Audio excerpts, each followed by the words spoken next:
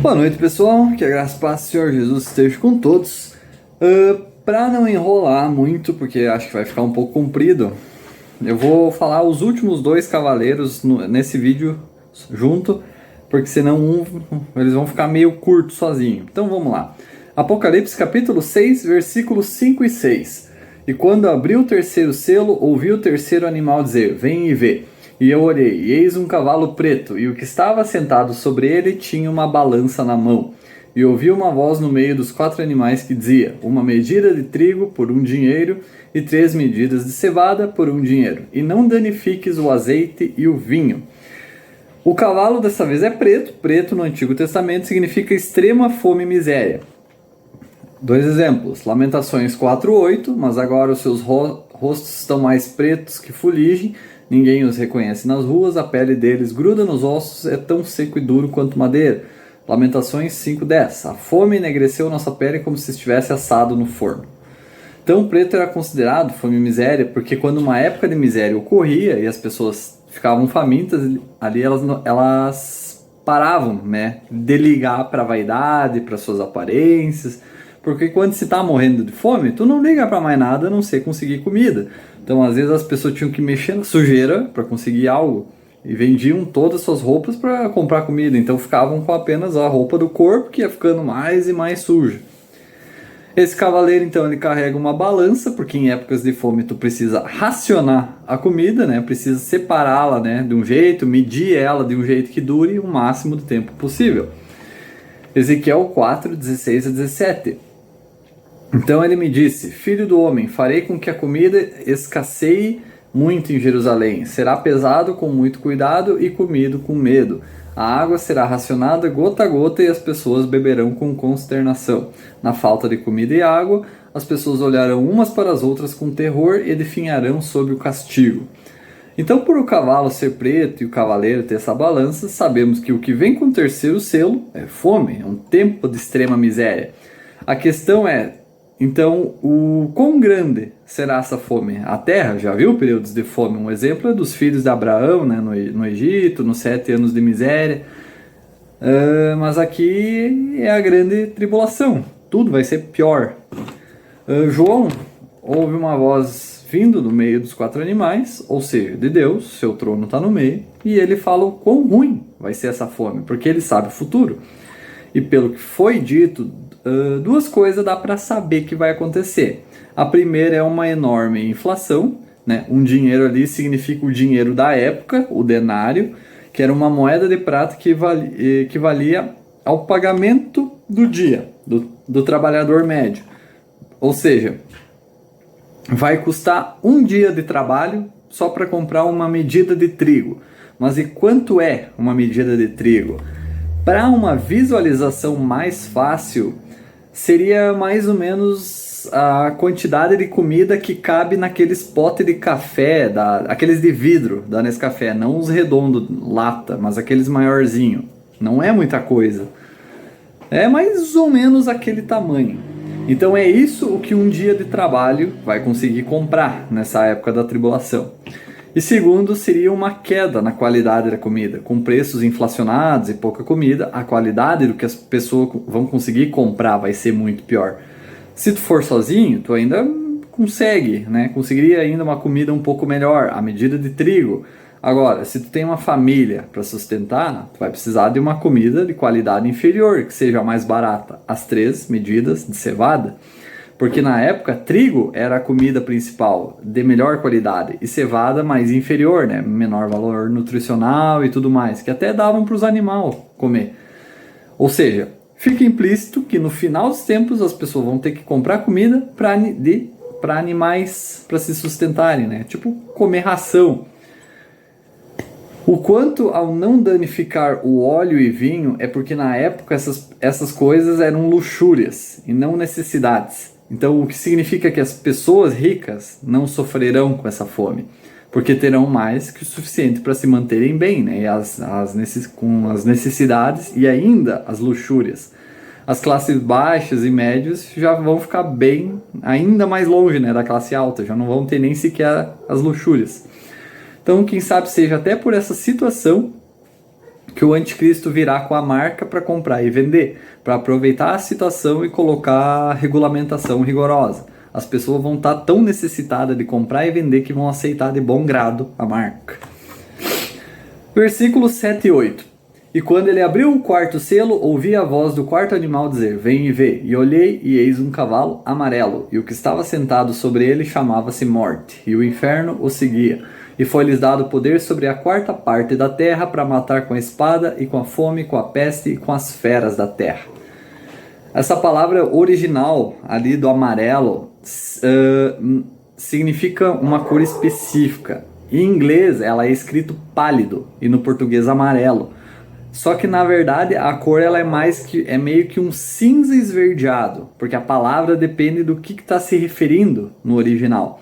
É uma palavra de onde vem a clorofila. Então quando se refere a plantas seria verde, só que quando se refere a pessoas é a cor da morte, ou seja, é um cinza meio esverdeado, é aquelas cor de cadáver, tipo aquelas cor de faixa de cor ali do zumbi da ficção, basicamente.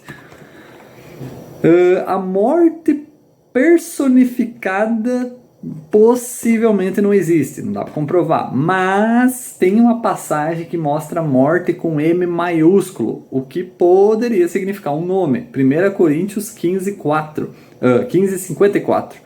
Quando, pois, isto que é corruptível se revestir da incorruptibilidade, e isto que é mortal se revestir da imortalidade, então cumprir-se a palavra que está escrita: tragada foi a morte na vitória, com M maiúsculo. E aqui é mais uma evidência do arrebatamento pré-tribulacionista, né? Como a morte vai nos encontrar se a gente venceu a morte quando for arrebatado. Nós temos que estar fora da tribulação antes dela vir encontrar a todos. Então, é a mesma morte. A morte do Apocalipse é a morte dessa de 1 Coríntios, tá? Então, o cavaleiro, né? Então, pode ser que seja realmente uma personificação, né? Talvez. O Hades segue o cavaleiro, que é como está escrito, né, no original. O Hades é o inferno. Hades é o grego para o inferno. Hades, antes da morte, quando for arrebatado. Nós temos que estar fora da tribulação antes dela vir encontrar a todos. Então, é a mesma morte. A morte do Apocalipse é a morte dessa de 1 Coríntios, tá? Então, o cavaleiro, né? Então, pode ser que seja realmente uma personificação, né? Talvez. O Hades segue o cavaleiro, que é como está escrito, né, no original. O Hades é o inferno. Hades é o grego para o inferno. Hades, antes da morte de Jesus, era dividido em duas partes: o lugar de tormento e o seio de Abraão. Todas as almas iam para lá. Os que seguiam as leis de Deus e buscavam pelo Messias, né, ficavam no lugar de conforto. As outras iam para o tormento, e havia um abismo entre os dois lugares, né? Isso é contado na parábola do rico e Lázaro, em Lucas 16, 19 e 31. Então, onde é que fica isso? Quando Jesus morreu, é dito que ele primeiro desceu e depois subiu aos céus. Então, Jesus foi provavelmente ao lugar de tormento para pagar todos os pecados, só que como o pecado já tinha, né, pago, e Deus viu uma alma que nunca pecou. Por ser justo, ele recompensa a justiça e pode legalmente tirar Jesus daqui, né? Legalmente ressuscitar ele dos mortos. E a Bíblia diz que ele pregou aos mortos, ou seja, ele pregou aos que estavam no seio de Abraão aqui, né? Estavam meio que em cativeiro, eles não podiam ir ao céu ainda. E como é que se chega no céu? Acreditando em Jesus. Então aquelas pessoas que vieram antes de Jesus encarnar seguiam a lei de Deus, esperavam pelo Messias. Então quando ele finalmente veio, eles finalmente puderam ir para o céu com ele. E o porquê da pregação? Porque como é que eles iam crer sem escutar? Como é que eles iam saber, né? 1 Pedro 3, 18 a 19. Cristo sofreu pelos nossos pecados de uma vez por todas, ele nunca pecou, mas morreu pelos pecadores para levá-lo em segurança para Deus. Ele sofreu a morte física, mas foi ressuscitado para a vida no Espírito. Então ele foi e pregou aos espíritos na prisão. Então, basicamente tudo que eu falei ali, né? Então, Jesus ensinou a eles que ele era o Messias. Mostrou para Abraão, mostrou para Moisés, para Noé, para Adão, quem estivesse lá. Efésios 4, 8. Portanto, ele diz: quando ele subiu ao alto, ele levou o cativeiro cativo e deu presentes aos homens. Então agora, quando um crente morre, ele já pode ir direto para o céu, porque já não tem mais, né, o seio de Abraão, o preço já foi pago, o Messias já veio, vai direto, não fica lá esperando. Então a alma vai para o céu, o corpo fica na terra até o dia do arrebatamento. 1 Tessalonicenses 4, 16 a 17. Pois o próprio Senhor descerá do céu com um grito de ordem, com a voz do arcanjo e com o toque da trombeta de Deus. Primeiro os crentes que morreram ressuscitarão nos seus túmulos, então junto com eles nós, os que ainda estivermos vivos e permanecermos na terra, seremos arrebatados nas nuvens para encontrar o Senhor nos ares, então estaremos com o Senhor para sempre. Aqui diz que os que já morreram ressuscitarão, ou seja, a eles será dado o corpo glorificado, e a nós quando estivermos vivos também, só que sem passar pela morte. Corpo e alma vão ser unidos de novo pela eternidade, porque Deus quer que a gente tenha o mesmo corpo de Jesus, né? Um corpo glorificado. E rapidão, eu vi uma teoria, não sei se é bem uma teoria, mas uma explicação talvez, porque diz que Jesus disse para o ladrão da cruz, né? Hoje mesmo estarás comigo no paraíso. Só que Jesus não foi para o céu naquele mesmo dia, né?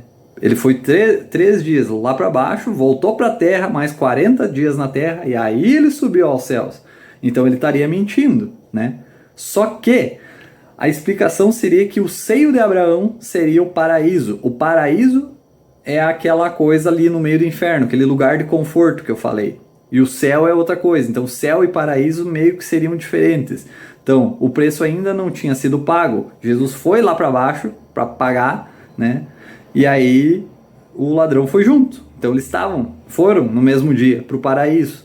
Daí o Jesus pagou o preço, tudo, ressuscitou. A galerinha lá foi para o céu, Jesus veio para a terra, depois ele subiu. Aí faria mais sentido, né? Mas teoria, não sei se é bem... Teoria não, explicação de novo, mas não sei se é bem isso. Mas enfim, tá aí a curiosidade. E por que o inferno seguirá o cavaleiro? Porque a terra só vai ter descrentes praticamente depois da tribulação. E para onde os descrentes vão? Inferno.